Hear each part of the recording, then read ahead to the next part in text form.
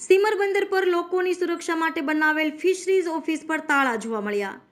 ઉના પંથકમાં આવેલ સીમર બંદર પર આવેલ ફિશરીઝ ઓફિસ પર અનેક વખત વારંવાર તાળા જોવા મળે છે.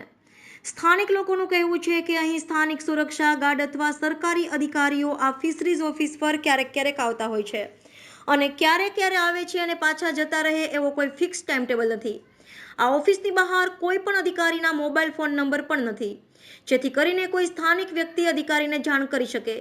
સરકાર દ્વારા લોકોની સુરક્ષા માટે કરોડો રૂપિયાનો ખર્ચ કરે છે, ત્યારે આવી અનેક ઓફિસો તાળા મારીને સરકારના ચોપડે ચાલતી હોય એવું લાગે છે. આમ તો સીમર બંદર ભગવાન ભરોસે હોય એવું લાગી રહ્યું છે. સરકાર દ્વારા બનાવેલ ઓફિસ પર કોઈ અધિકારી સાહેબ આવતા નથી અને સીમર ગામના મુખ્ય રસ્તા રોડ પર તાળાની ઉપર પોલીસ ચોકી બનાવી 24 કલાક ત્યાં ડ્યુટી કરતા અધિકારીઓ જોવા મળે છે.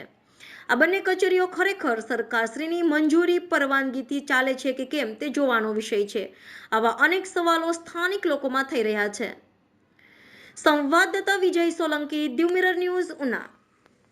નમસ્કાર મિત્રો, હું ફિરોઝ ઈરાની આજે તમને એક નવી વાત કરવા આવ્યો છું. દીવ મિરર ન્યૂઝ જોતા રહો, સબસ્ક્રાઇબ કરવાનું ભૂલતા નહીં અને શેર કરવાનું પણ ભૂલતા નહીં. સત્યની સાથે જોડાતા રહો. નમસ્તે મિત્રો, હું છું ચાંદની પરમાર.